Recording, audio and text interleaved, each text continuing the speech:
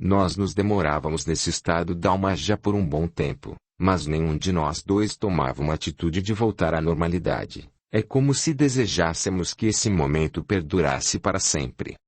Sabíamos, no entanto, que não poderia ser e, com certeza, alguma entidade mais evoluído bastante para não ser apercebida por nós, esteve inspirando-nos.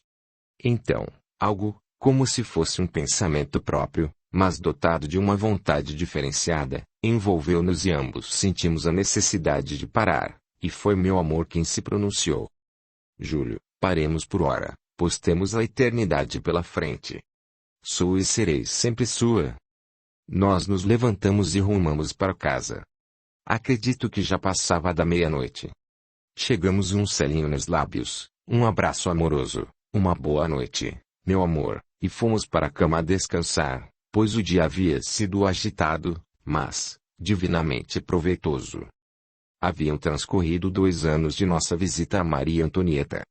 Nosso amigo Bernard anunciou-nos que iríamos às regiões sombrias em que se demorava nosso amigo Felipe, e tentaríamos retirá-lo dessa região, mas esclareceu-nos. Não será fácil, pois nosso amigo ainda se demora ligado a entidades infelizes, que o fazem acreditar que sua atitude ao tirar vidas foi correta. Foi uma necessidade para que a justiça pudesse alcançar êxito, embora, graças à nossa intercessão, pois sei que vocês têm vibrado muito a favor desse nosso amigo. Ele já começa a sentir um tédio, cansaço, pela vida infeliz em que se demora. Levaremos, ainda, nossa amiga Maria Antonieta, para que ela aproveite as lições que o momento nos propicia, uma vez que Felipe vai argumentar, tentando justificar seus atos como também, sem dúvida alguma, a justeza dessa ideologia. Vou buscar nossa amiga Maria Antonieta amanhã, e domingo, com a misericórdia de Deus, realizaremos a nossa tarefa. Mas eu não desejaria alojar nossa amiga numa enfermaria, ou outro compartimento qualquer de nossa colônia. Será que peço muito se vocês a acolherem em sua casa? Nós nos olhamos rapidamente um ao outro, e foi a minha amada quem se pronunciou. Amigo Bernard, temos como acomodar nossa amiga, e será uma bênção para nós contar com sua presença. Ela é uma irmã querida, que está necessitando de nosso auxílio. Sua lembrança foi divina, pode trazê-la, pois ela será bem-vinda. Nosso amigo espiritual disse-nos: que Deus os abençoe, meus filhos. Podem ter a certeza de que fico imensamente agradecido a vocês. E feliz, mesmo, Isabel, por você, pois tem aproveitado o tempo, aprendendo as lições que lhe estão sendo passadas pelos amigos maiores. E despediu-se de nós. Até breve. No dia seguinte, aproximadamente às 11 horas, Bernard chegou, trazendo-nos uma surpresa agradável, nossa amiga Maria Antonieta. E nosso mentor disse: vocês estão dispensados do trabalho na tarde de hoje. Podem ir para casa e, se desejarem mostrar a ela nossa colônia, pelo menos os recantos mais interessantes, eu acredito que nossa amiga vai gostar.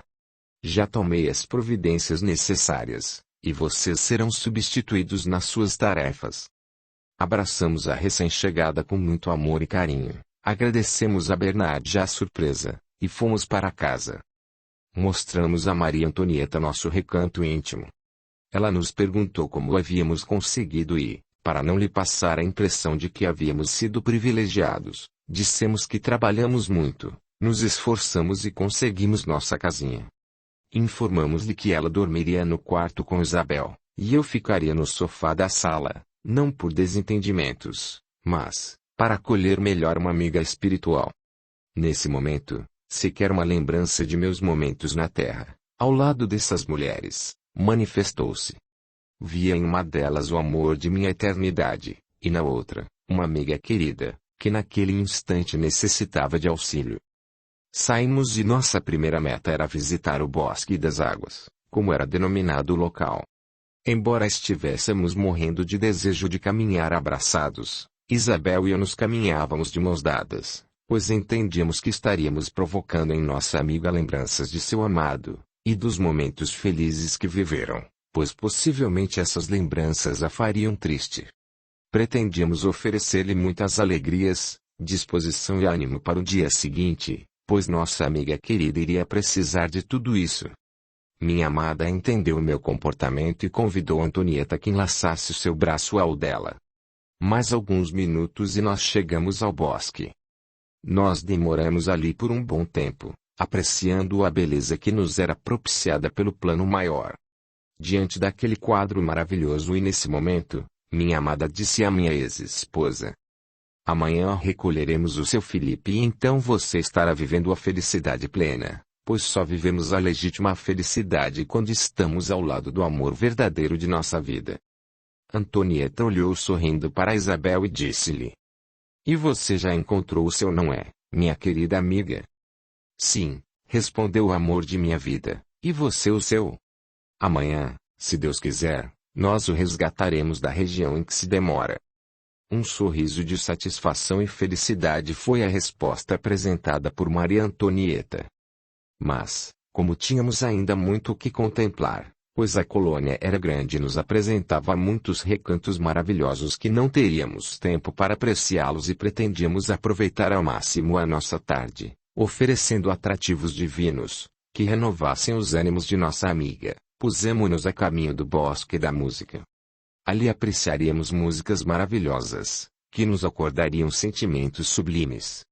Para alguns espíritos desejosos de músicas que lhes recordassem momentos felizes vividos na terra, havia um setor específico para essa possibilidade. Uma parede símile à parede de vidro separava os dois ambientes. Era como uma parede acústica que abafasse o som. E isto acontecia, pois, embora pudéssemos ver os que estavam na outra ala, não ouvíamos um ruído sequer, e chegamos lá. Explicamos a nossa amiga quanto à possibilidade de ouvir uma música que nos trouxesse uma lembrança agradável, ou músicas sublimes, muitas delas ignoradas pelos homens. Nossa amiga disse-nos que desejaria ouvir, se possível, uma música ao som da qual dançara com seu grande amor. Nós lhe respondemos que, se ela fizesse parte do acervo de músicas catalogadas, seria fácil encontrá-la e ouvi-la, pois quase tudo o que havia na arte da música ali estava registrado. Era uma tarde de sexta-feira, quando a maioria estava trabalhando. No domingo seria mais difícil. Procuramos a música, e a encontramos. Nossa amiga ficou felicíssima. Colocamos o disco na vitrola, e a música começou a tocar.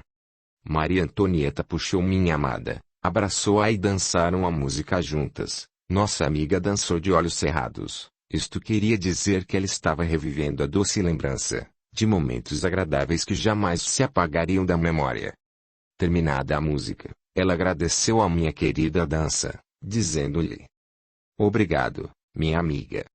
Você é maravilhosa, não sei como lhe agradecer o carinho com que você me trata. Em seguida, fomos para outra ala e ouvimos algumas músicas que nos fizeram extasiados. O sol já ia declinando, apresentando-nos um quadro maravilhoso. O momento recordava-nos aquela tarde inesquecível de nosso casamento na capela, envolvia-nos aos três, com seus raios de uma luz amarelo-ouro.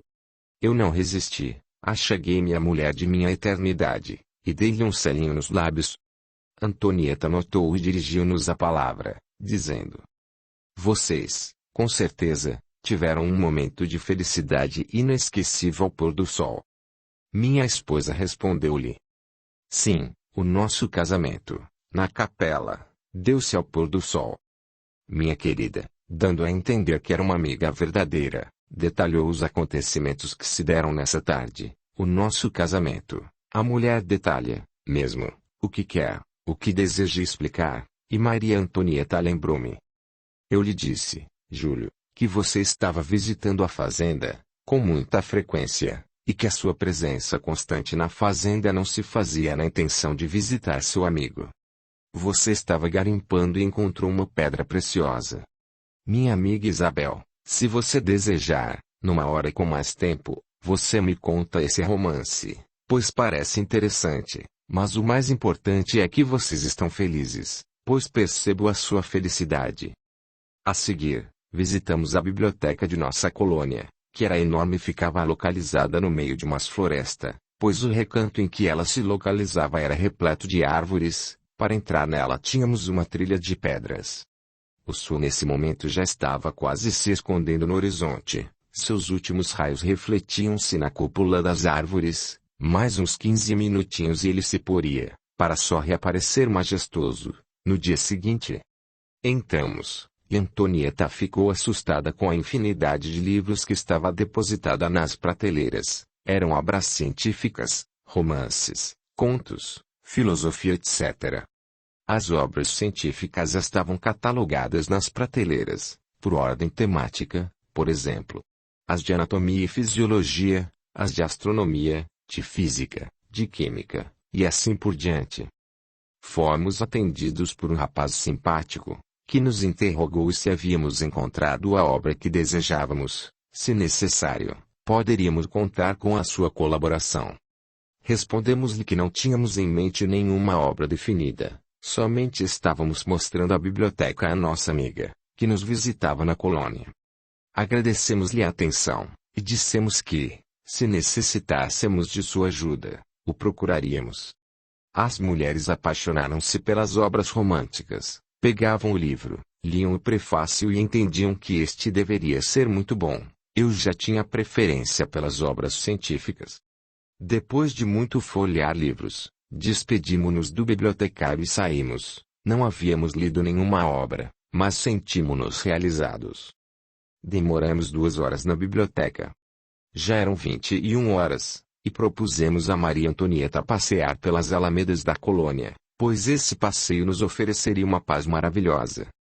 Estaríamos apreciando a beleza e o esplendor, que se manifesta de Deus na vida, no infinito do universo. Prestaríamos culto ao Ser Supremo da vida no templo do universo. Nossa amiga aceitou o convite e, enlaçada ao braço de Isabel, e esta por sua vez a mim, caminhávamos pelas alamedas da colônia. Num determinado momento da caminhada, minha querida propôs parar um pouco, sentar na relva, para conversarmos apreciando a luz das estrelas e a lua, que nessa noite se apresentava cheia, tornando mais encantado o momento que estávamos vivendo. Envoltos por um clima de paz e de amor fraterno, pois nessa noite não tínhamos nossas atenções voltadas com exclusividade um para o outro, procurávamos tanto quanto possível fazer a nossa amiga feliz. Acredito que estávamos conseguindo, pois ela se mostrava radiante. Havia momentos em que ela deixava transparecer não acreditar no que estava acontecendo. Conversamos, falamos sobre nosso retorno à matéria, e fizemos questão de incluí-la.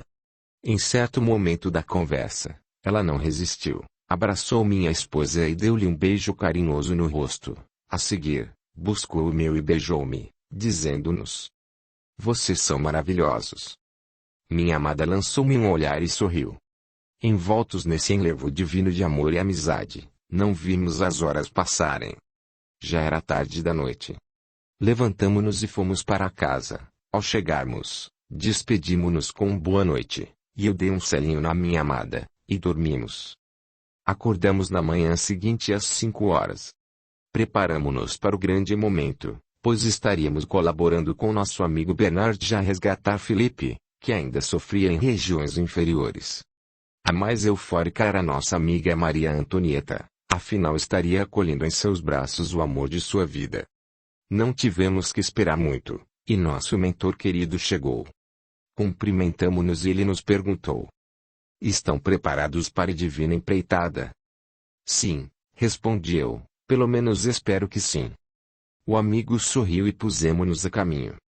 "Maria Antonieta, quando estivermos com o nosso amigo Felipe, não pense em outra coisa a não ser na misericórdia de Deus, em seu amor infinito, pois, embora nosso amigo já apresente condições de ser removido da região em que se encontra, não vive por enquanto o arrependimento sincero, apenas demonstra certo cansaço pela vida em que se demora. Por enquanto nosso amigo se justifica no ato praticado, na sua concepção, ele destruiu algumas vidas, mas havia para isto uma causa justa, embora no íntimo ele saiba que a causa desse crime seja outra. O socialismo foi para ele uma âncora para justificar a sua vingança, e nós sabemos não haver nenhuma causa que justifique atentar contra a vida do próximo, mas ele ainda está fanatizado pelo ideal socialista. E meus amigos, Júlio e Isabel, procurem não duelar contra as ideias que Felipe nos apresentar, Não estaremos tentando fazê-lo mudar suas ideias. Nosso objetivo máximo no momento é acordá-lo para novos caminhos, mesmo porque ele, quando for socorrido, conforme for acordando-se para o amor, arrependendo-se dos crimes praticados, vai perder seu interesse pelo ideal socialista, pois, como dito, não existe em sua alma uma paixão legítima pela causa ideológica. A paixão dele era o desejo de vingança, que trazia aninhado no âmago da alma. Então não percamos tempo com discussões que não sejam necessárias ao nosso trabalho de momento.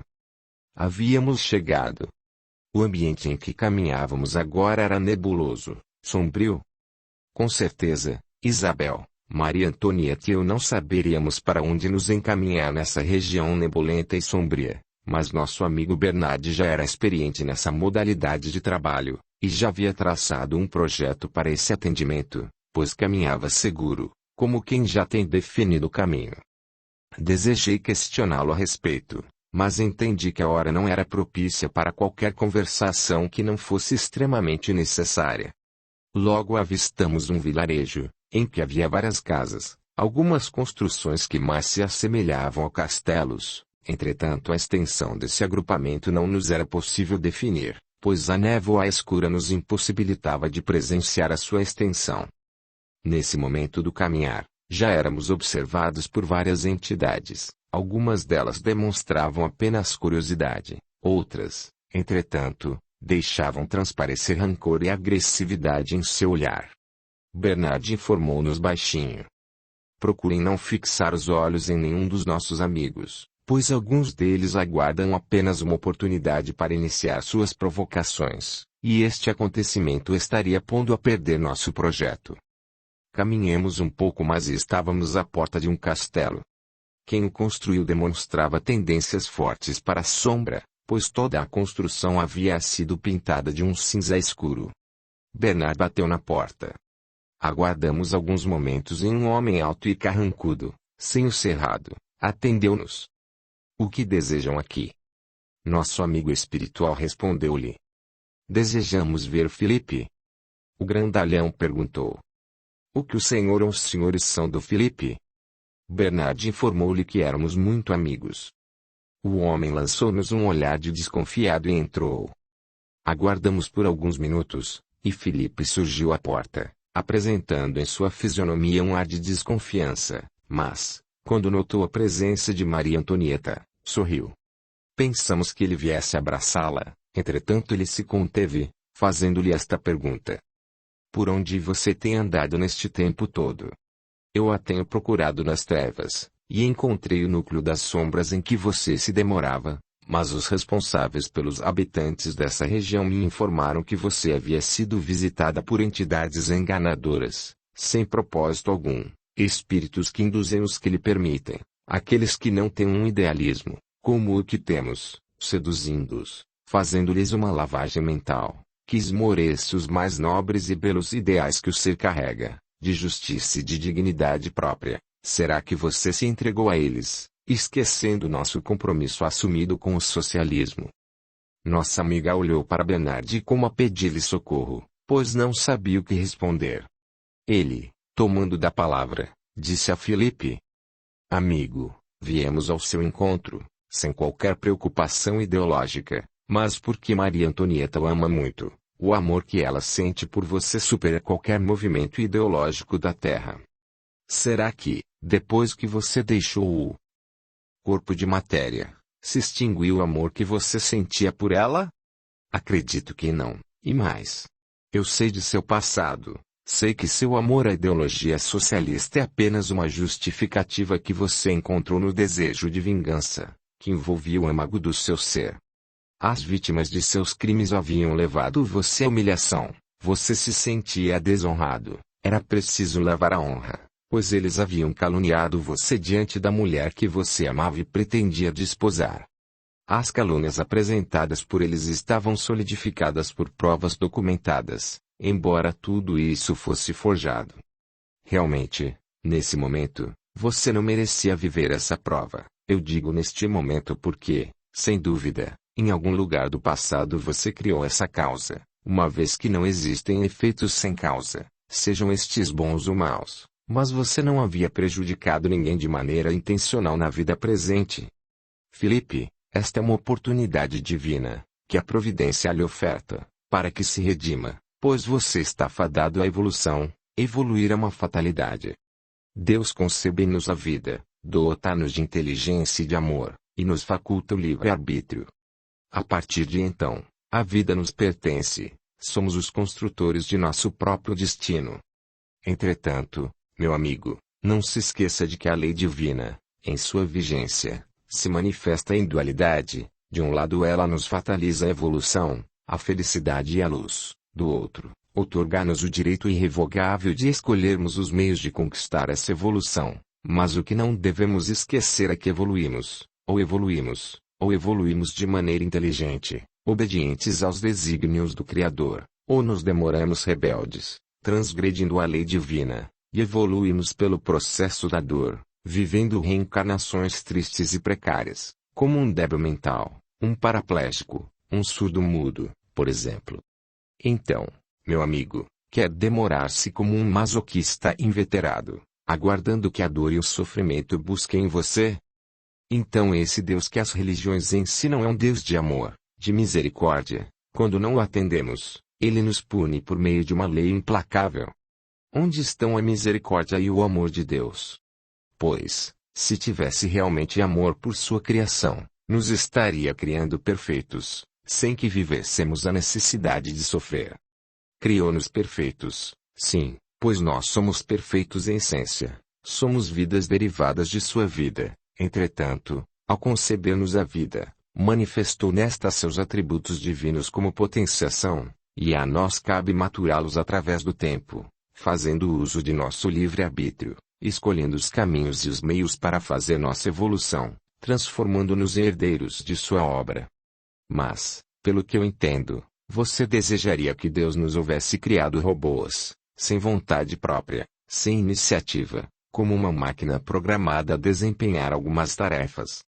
Amigo Filipe, vou apresentar-lhe uma analogia no intento de tornar mais lógica a minha argumentação, para que você entenda que nós somos perfeitos, puros quanto o próprio Criador, pois não poderia ser diferente. Não nos é possível entender que de uma fonte pura, perfeita, como é Deus, pudesse emanar uma essência impura, imperfeita. Observe uma fonte d'água. Quando brota do solo, esta é limpa, potável. Entretanto essa água, percorrendo os vales e as campinas, encontra detritos em seu caminho, e então se torna poluída. Mas essa mesma água, seguindo em seu percurso, encontra pedras e rochas em seu caminho, e é filtrada, volve à sua condição de lidimidade, de pureza, torna-se potável novamente, porque sua essência é pura. De forma semelhante acontece com o espírito quando emana do Criador, é perfeito, é puro, entretanto, percorrendo os vales e campinas da vida, envolve-se com as gangas das mais variadas paixões, e torna-se impuro, imperfeito, mas também para este existem as pedras e rochas que o esperam em seu caminhar, em forma de dores e provas amargas, devolvendo-lhe a condição de pureza e perfeição, entretanto, com uma vantagem sobre a água. Pois esta apenas volveu a sua condição de lidimidade, de essência, mas o espírito, além de volver a condição de essência pura e perfeita, conquistou experiências maravilhosas, propiciando-lhe a evolução. Não lhe parece, meu caro Filipe, que esta opção divina, na aplicação da vida, exercida pela inteligência infinita do universo é mais lógica, mais racional, que responde melhor aos quesitos de um ser, que, em sua insaciabilidade, deseja procurar na eternidade, os ignotos da vida.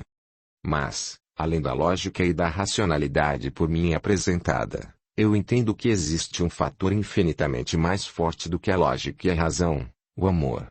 Você se demora a ignorar o amor de uma linda mulher, que permanecia angustiada por seu sofrimento, que, embora estivesse num recanto de paz e luz, sentia um inferno interior a ferir-lhe a alma. Inferno este causado por sua ausência e por saber que você estava em trevas.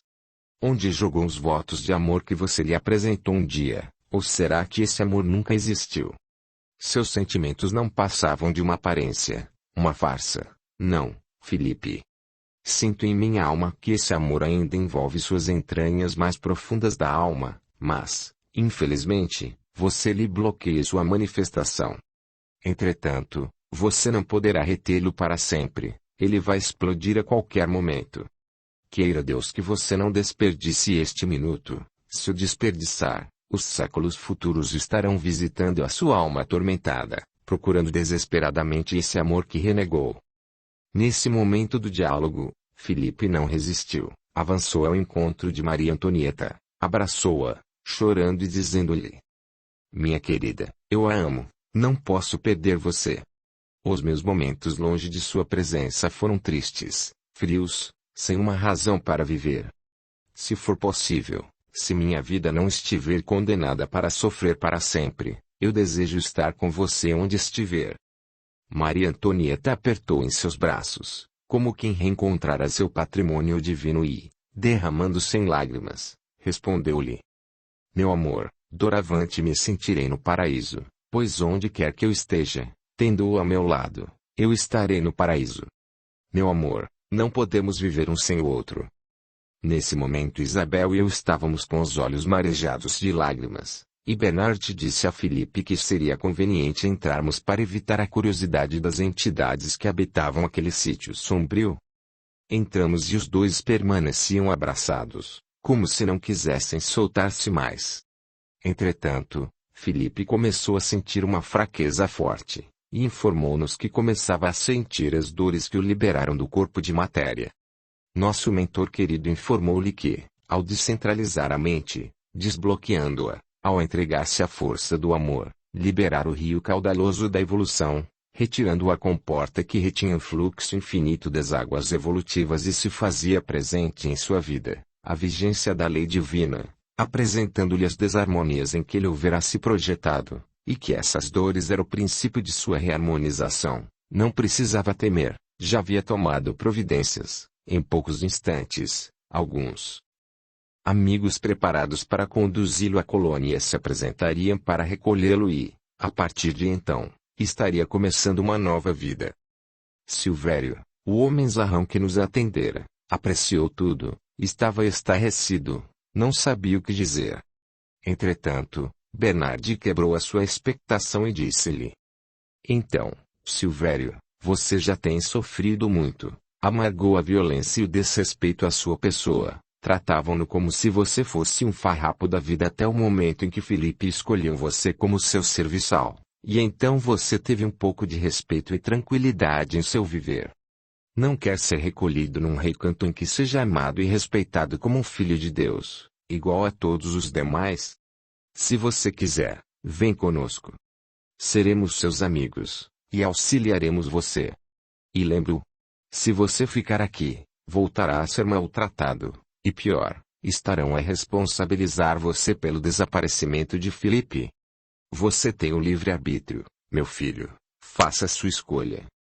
Silvério respondeu: Amigo, se assim você me permite chamá-lo, eu estou disposto a partir com você, pois estou desejoso de uma vida nova. Já há muito tempo me sinto cansado desta vida, mas não havia ainda tido uma oportunidade tão precisa como esta. Se eu tentasse fugir, e fugir para onde? Me recapturavam, e me fariam pagar muito caro por essa tentativa. E pelo que vejo, saindo com você, estarei protegido, e fico-lhe muito grato, pois me afeiçoei ao amigo Felipe, pelo que fez por mim, quando ele me escolheu como seu serviçal. Riram dele, mas ele não se importou, apesar de seu jeito impulsivo. Ele é meu amigo, se possível, quero estar com ele. Meu amigo, quero cooperar com o seu trabalho, embora não possa muito. Desejo informar-lhe que, às 18 horas, todos os habitantes deste inferno se recolhem para fazer votos de adoração ao dragão, e este recolhimento dura aproximadamente 1 hora. Eu entendo que seria o momento mais preciso para sairmos. Amigo, Silvério, as suas informações serão proveitosas, sairemos desta região neste período. Somos-lhe infinitamente agradecidos, eu e, acredito, Júlio, Isabel e Maria Antonieta. Havíamos entendido que Bernard já sabia desse recolhimento por parte das entidades infelizes, mas fez de conta que não o soubesse para valorizar a informação tão espontânea do amigo. Eu acrescentou, pois não desejamos um confronto direto com elas. Estamos aqui apenas para manifestar a força do amor e, não, para duelar corpo a corpo com esses infelizes. Os socorristas haviam chegado, mas não eram trabalhadores da nossa colônia, pertenciam à colônia em que Maria Antonieta estava hospedada. Nesse momento Felipe já se encontrava enfraquecido, sentindo muitas dores, e Maria Antonieta a seu lado velava por ele, pedindo-lhe coragem e confiança em Deus. Embora sentindo as dores de seu amado, estava feliz, pois compreendia que estas estariam desaparecendo com as aplicações magnéticas aplicadas pelos espíritos da luz. Os recém-chegados colocaram o enfermo na maca. Faltavam 10 minutos para o recolhimento dos habitantes da região. Aguardamos, e Silvério saiu à porta, deu uma olhada e informou-nos que o caminho estava livre. Saímos e andamos rápido, pois pretendíamos sair o mais rápido possível das vistas dessas entidades, o que conseguimos. Um dos socorristas pediu-me para que eu levasse a maca, pois eles estariam dali em diante utilizando-se do processo da volitação. Cada um pegaria num braço e conduzi-lo-ia à colônia. Bernardo olhou para Silvério e disse-lhe: Meu amigo, eu me encarregarei de conduzi-lo, segure firme em meu braço. E disse a Isabel: Você já tem mais tempo de espiritualidade, então dê o braço à sua amiga, e o Júlio vai levar a maca. Rumamos para a colônia espiritual. Chegamos à colônia. Já eram 21h30. Felipe e Silvério foram socorridos. Silvério começava a manifestar algumas dores, o que quer dizer que, somente ao ingressar na colônia, em virtude da vibração diferenciada, é que o se sensibilizou por completo, pois antes não havia tido ainda um arrependimento completo. Ele havia aceitado acompanhar-nos para evitar as consequências dolorosas que lhe adviriam se ali permanecesse. Havíamos realizado a nossa tarefa a contento, pois Bernard já estava radiante, mas estávamos cansados, pois o ambiente nas trevas era pesado. Nosso mentor foi informado que Marinésio estava muito ocupado no momento, e pediu para que lhe informassem que voltaria em outra hora para agradecer-lhe a colaboração. Em seguida, nossa amiga Maria Antonieta abraçou Bernard e, chorando de gratidão, beijou-lhe o rosto, dizendo-lhe: Você é maravilhoso, não poderei jamais pagar-lhe esta bênção. O mentor apenas sorriu e retribuiu-lhe o beijo de forma carinhosa. Depois nos abraçou, ainda chorando, e nos disse: Vocês são meus amigos maravilhosos, propiciaram a mim um dia e um princípio de noite divinos. Venham me visitar sempre que tiverem oportunidade. Despedimos-nos e saímos rumo à nossa colônia. Bernard já estava exultante de felicidade, pois houvéramos realizado com êxito o resgate de Felipe, e felizmente o de Silvério também, e volitando-o a nosso lado. Com muita paciência, pois tenho a certeza de que se não estivéssemos juntos, ele faria essa viagem num tempo bem mais rápido. Falava-nos das estrelas, informava-nos o nome de muitas delas e, demonstrando uma paixão que desconhecíamos, disse-nos: Meus amigos, numa dessas estrelas meu amor está aguardando que eu supere as minhas paixões efêmeras para poder estar comigo para sempre. Só nos vemos uma vez por ano e, para obter esta bênção, conto com o auxílio maravilhoso de nosso patrono José de Mococa. Em tempos idos, envolvi-me nas malhas das trevas e da crueldade, quando, numa reencarnação ao lado de minha amada, eu, preso ainda aos interesses mesquinhos, a envenenei para apossar-me de seus bens. Miseravelmente lhe traio o amor e a confiança a que me dedicava. Vive a minha vida muito bem, como a vivem todos os crápulas do crime que não sentem remorso pelo crime praticado. Quando desencarnei, a princípio comecei a sentir remorso pelo que houvera feito à minha mulher amada. A dor sufocava-me.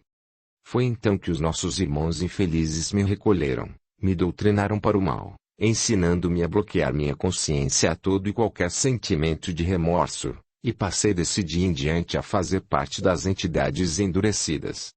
Tornei-me um juiz das sombras e demorei-me nesses sítios trevosos por 3 séculos. Para encurtar meu relato, informo a vocês que foi nosso patrono quem me resgatou dessas furnas escuras, A pedido de minha esposa querida, que habita regiões mais elevadas, e estou já há 300 anos trabalhando para redimir-me e merecer estar ao lado de quem sente por mim um amor divino. Bernard, e você está conseguindo isso, pois se transformou num abnegado trabalhador do bem. Mas confesso que sua narrativa nos comoveu. Não imaginávamos que você tivesse uma alma gêmea a guardá-lo em planos mais elevados. Amigo, acredito que a maioria de nós viveu experiências infelizes em nossas existências passadas, e temos que trabalhar muito na prática do bem e do amor para nos redimirmos. Nosso amigo quedou-se calado, dando-nos a impressão de que estava a memorizar seus acertos e desacertos, e calamos nós por nossa vez.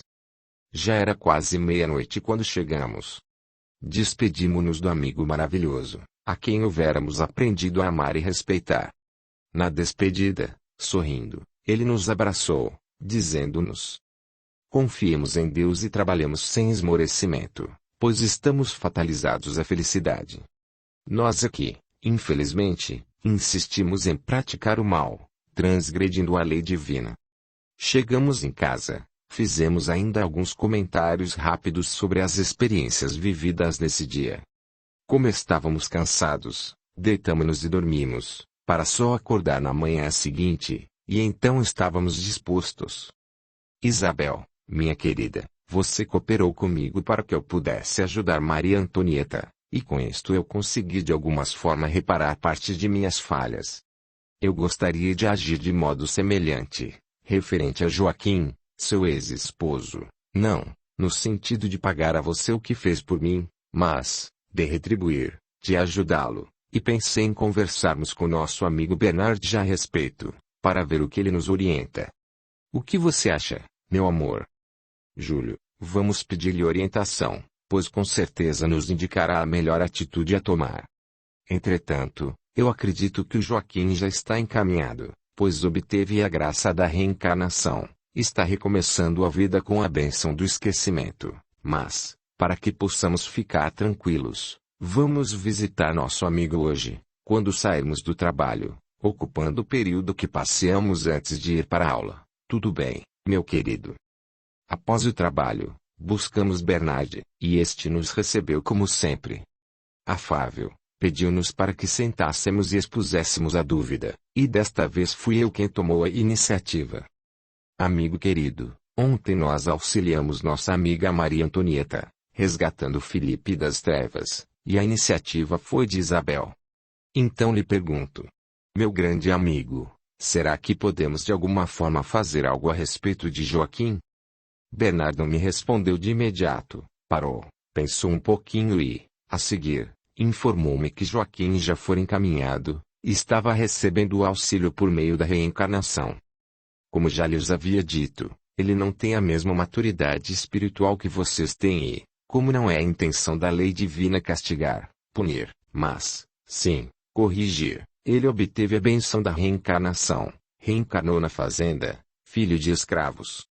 Seu pai chama-se Antônio de Souza e sua mãe, Benedita Adamantino, filha de Tenório, o porteiro da fazenda, o primeiro escravo, com que você se comunicou.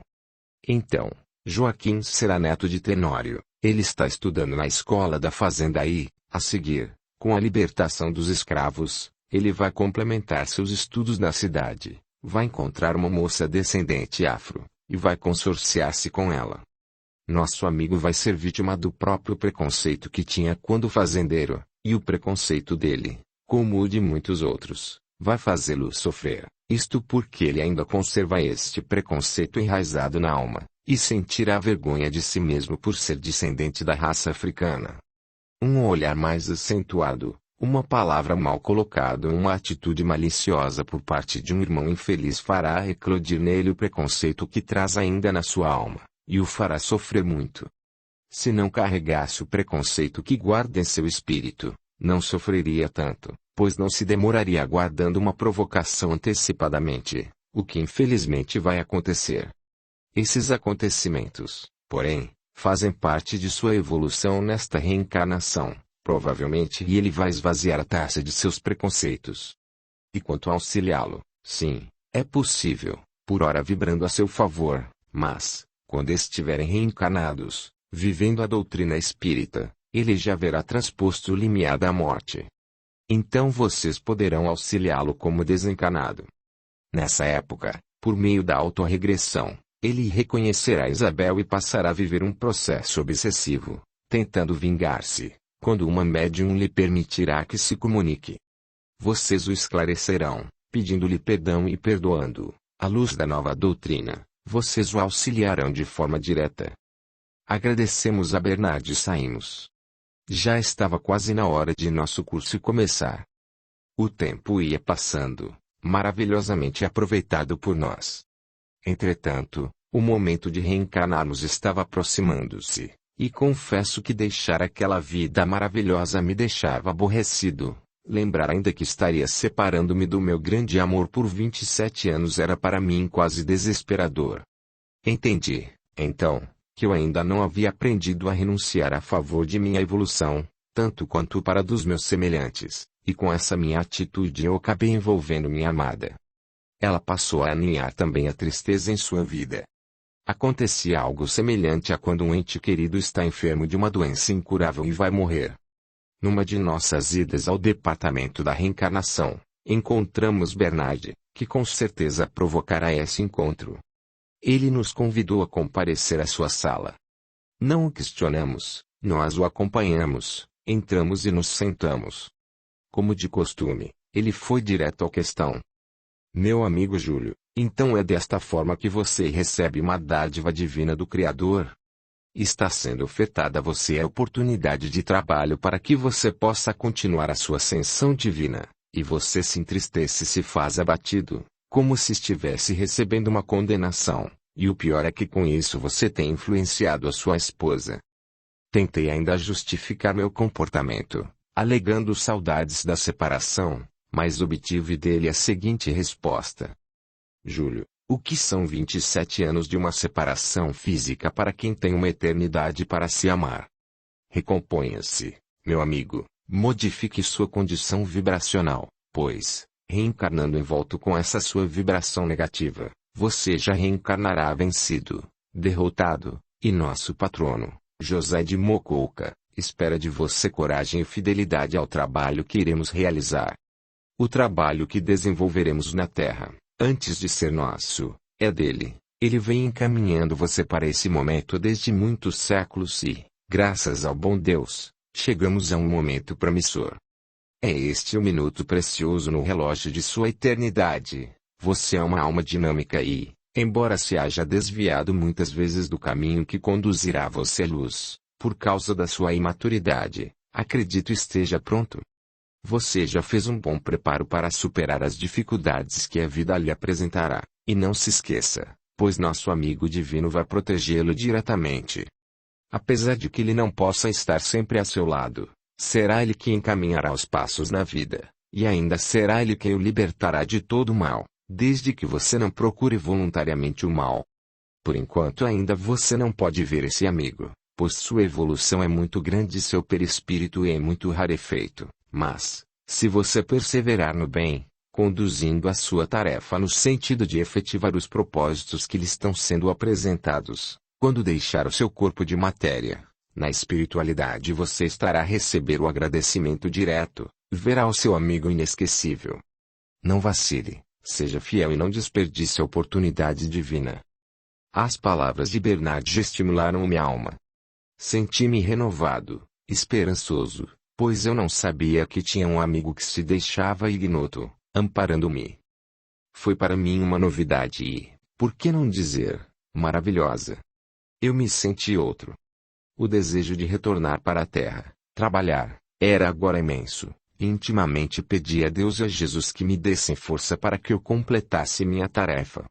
Passei a sentir de imediato uma simpatia profunda por esse espírito que eu sequer conhecia. E minha alma gêmea sentiu igualmente uma renovação interior, pois me olhou e me deu um largo sorriso.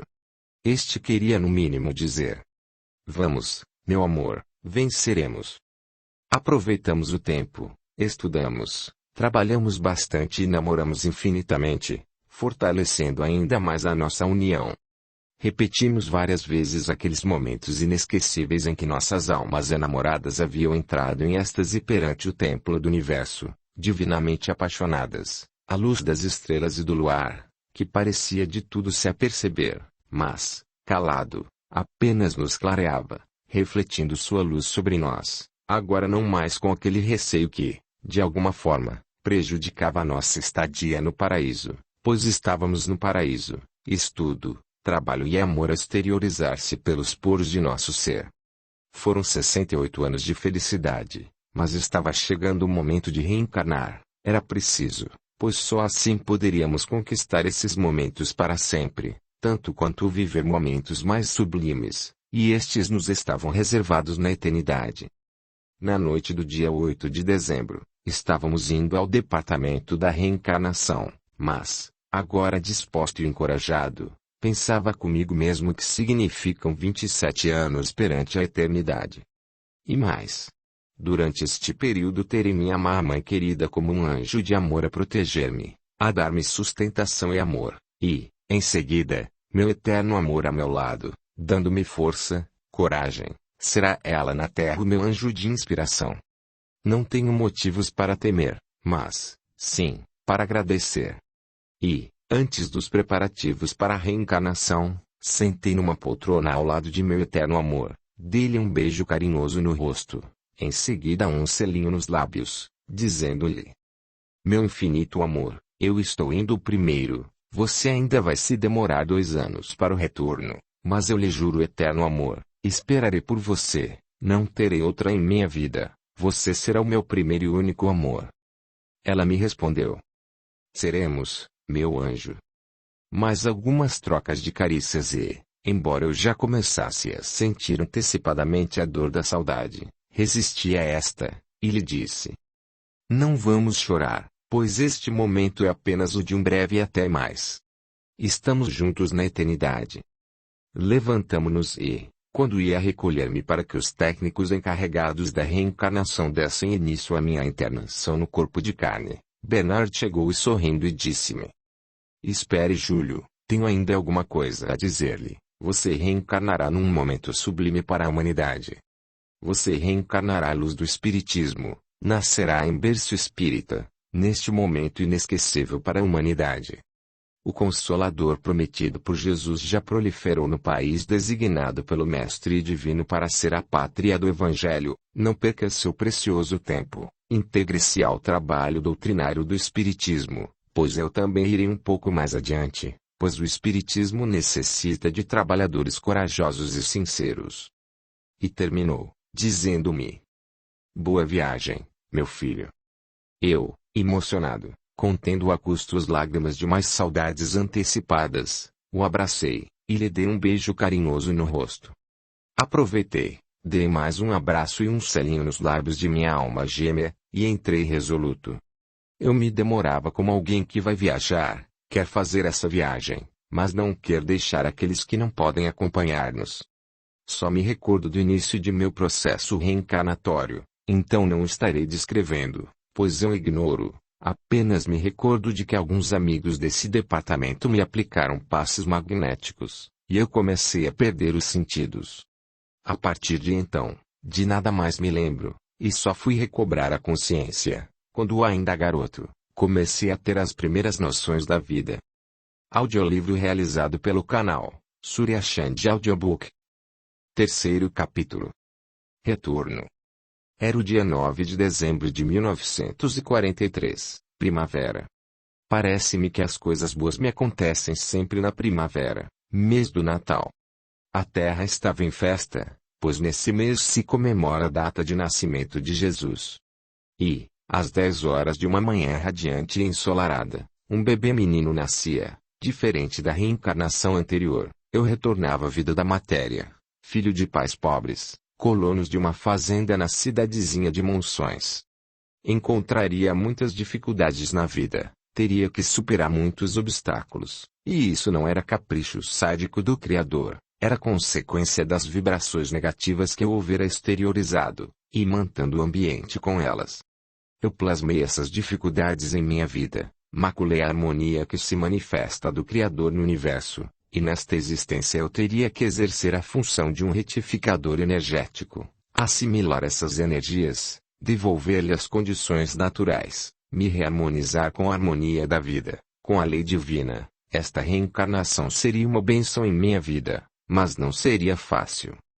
Bem, mas não vamos esquecer-nos de que todo mundo, quando nasce, recebe um nome, e eu fui batizado com o nome de Rodolfo E, como a providência divina e misericordiosa, para orientar o meu roteiro nesta nova vida, ofereceu-me um facho divino de luz, para conduzir-me a caminhada em busca de minha redenção, pois, graças a Deus, eu nasci em berço espírita, e com todo respeito às demais religiões, o espiritismo rasga o véu do ignoto, apresentando resposta aos infinitos fenômenos que imaginávamos que fossem mistérios, retira o véu da ignorância que nos obscurece a visão, permitindo-nos que estejamos a entrever novos horizontes, e estes horizontes vislumbram de luz, que, ao irradiar-se, nos envolve e nos permite entender quem somos, pois nossa mente agora clareada por essa luz divina nos grita ao âmago do ser.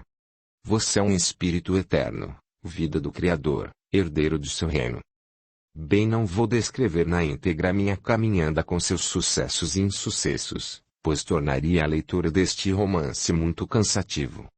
Vou encerrando a descrição de meu roteiro na vida, somente me referindo a este quando da narração de um acontecimento relativo ao enredo que estamos desenvolvendo, lembrando apenas que, para agravar as minhas dificuldades, meu pai desencarnou quando eu ainda era criança, tinha apenas 9 anos de idade, mas, como a misericórdia do Pai é infinita, minha mãe permaneceria a meu lado como um anjo bom que Deus me ofertou na vida, desdobrando-se como uma heroína de que o mundo não se apercebeu, dando-me força, coragem, fé, e estimulando-me a estudar.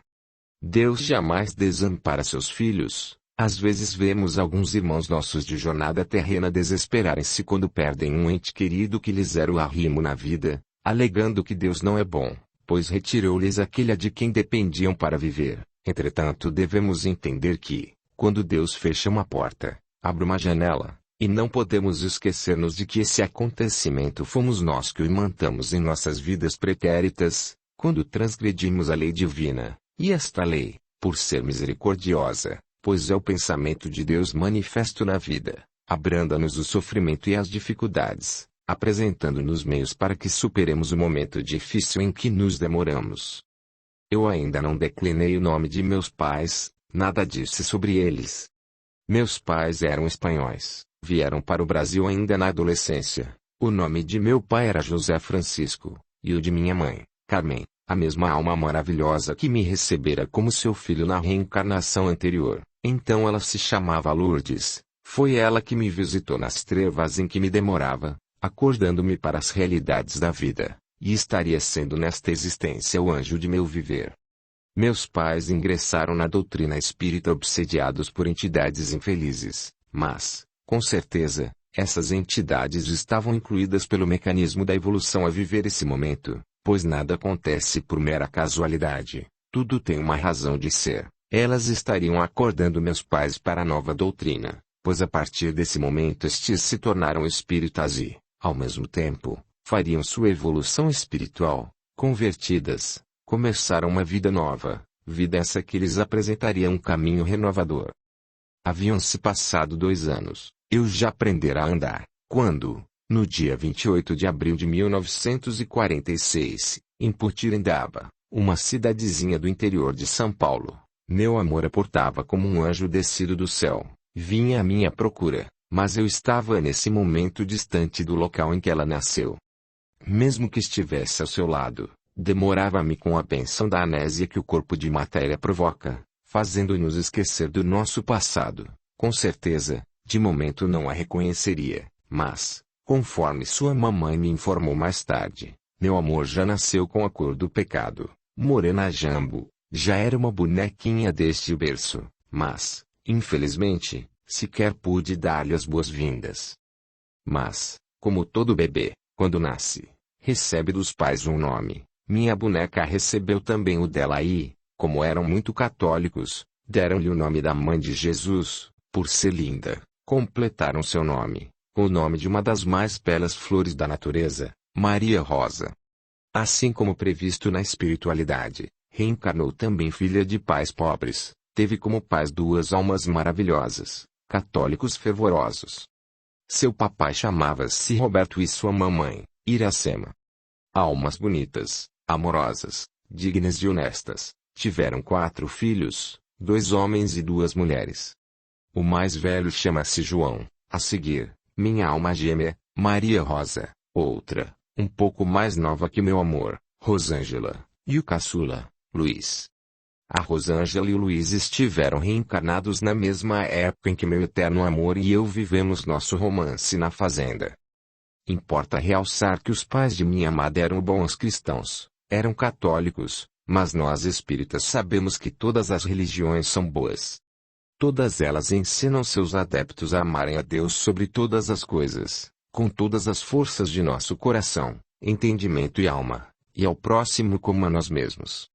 Temos os bons religiosos em todas elas, e temos também os maus religiosos em todas elas, inclusive na doutrina espírita.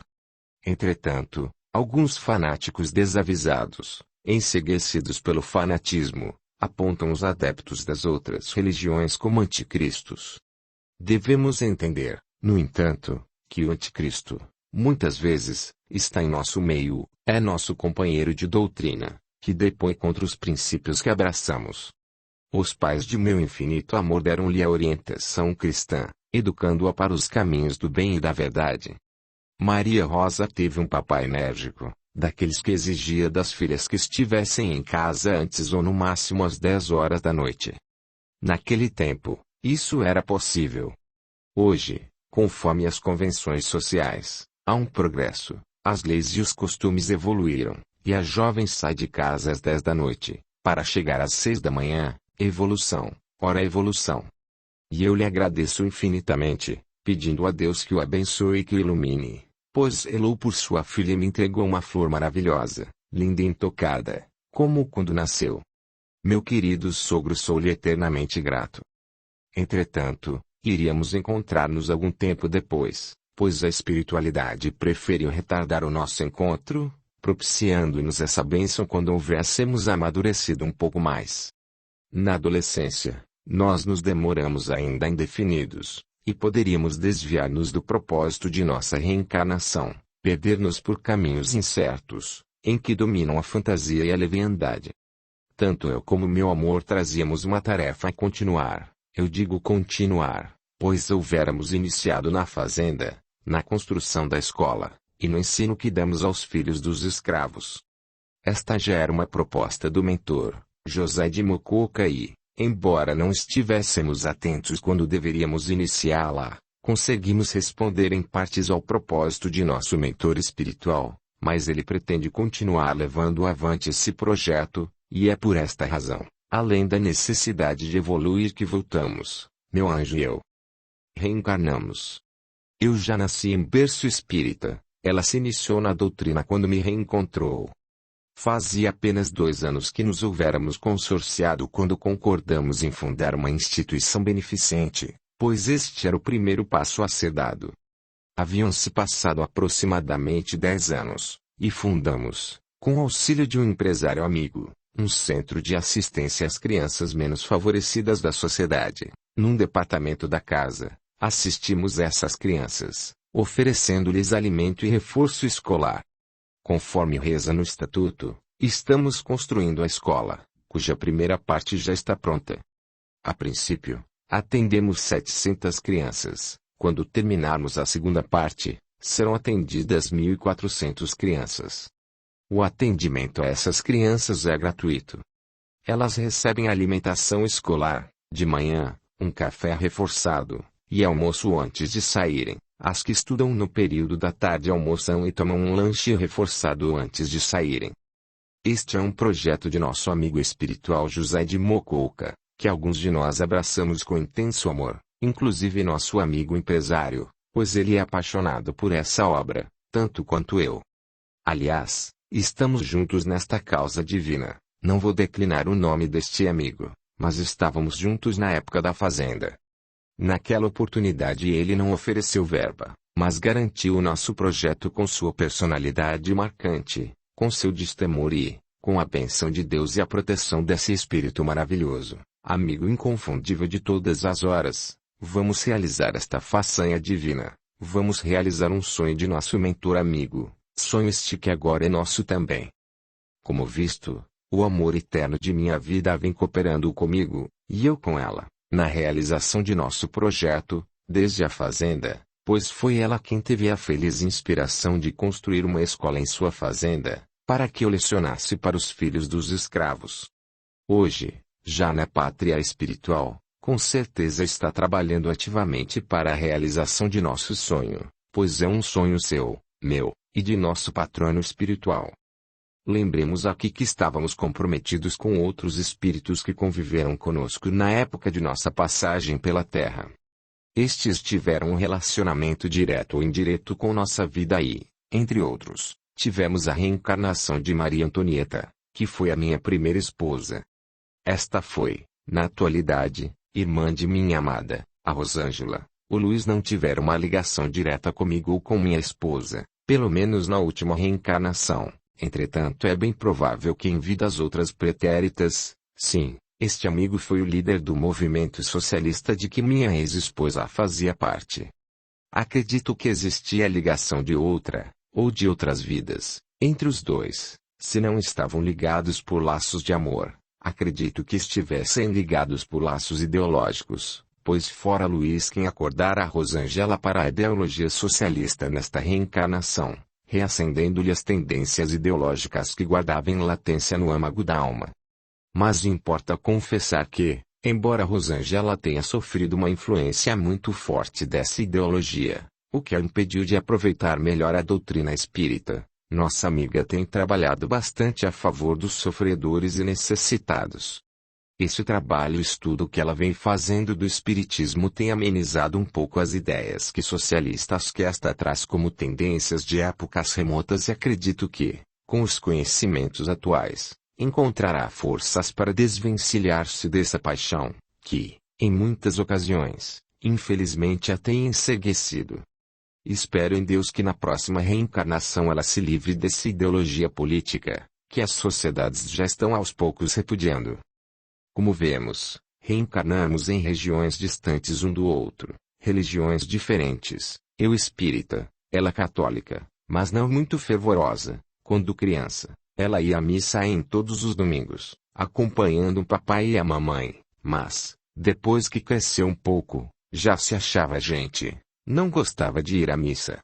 Espírita desde o berço, desde garota eu conversava com espíritos como, por exemplo, meu papai, minha avó e outros amigos queridos da espiritualidade. Essa minha conversa com eles acontecia por intervenção de minha mãe, pois ela tinha uma mediunidade maravilhosa, era médium de incorporação inconsciente, sonâmbula, xenoglossia, vidência e desdobramento. Quando uma entidade se manifestava por seu intermédio, eu a conhecia sem que ela declinasse o seu nome. Por exemplo, meu pai apresentava as características de quando encarnado, inclusive a voz. Por umas 5 vezes tivemos a comunicação de japoneses, que conversaram no idioma nipônico com familiares seus, que estavam presentes à reunião. Se não houvesse um japonês presente, é natural que não acontecia essa comunicação. Esta não nos ajudaria em nada. Nada entenderíamos, teríamos que pedir ao espírito que falasse em português.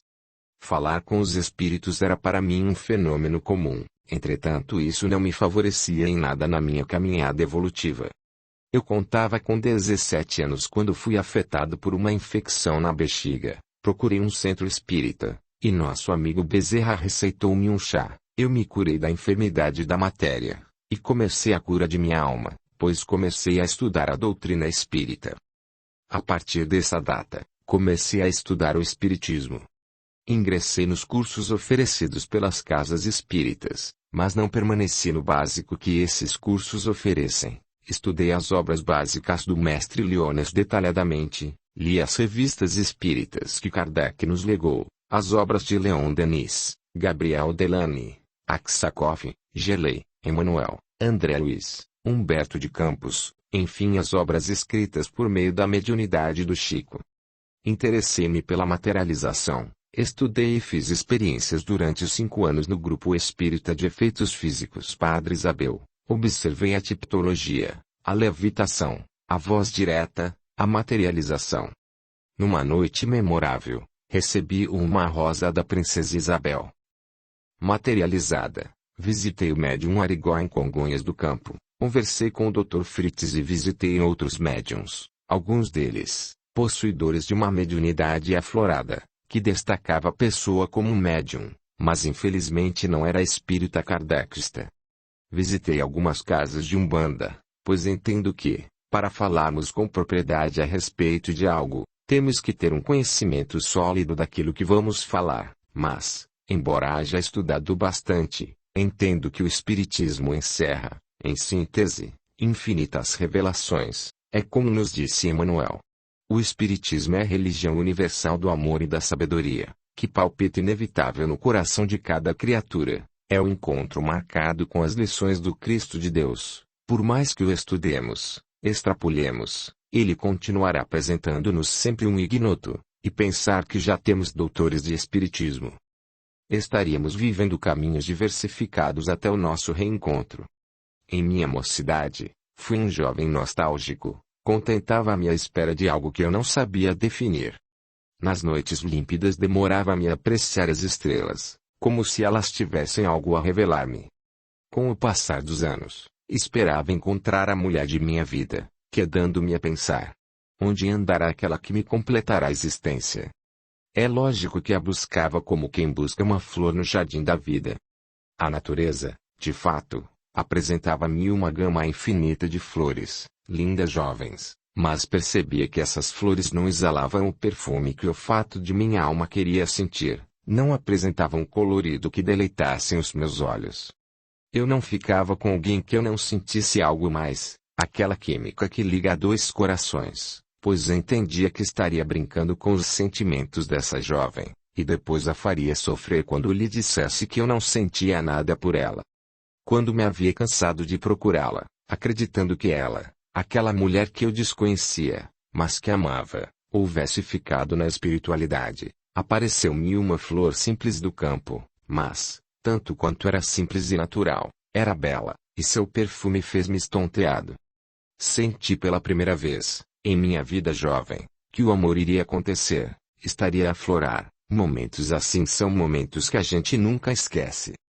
Quando a encontrei, minha alma delirava de felicidade, pois 2 anos e meio antes desse reencontro eu a houvera visto por meio de um sonho premonitório. Meu sonho materializava-se aos meus olhos.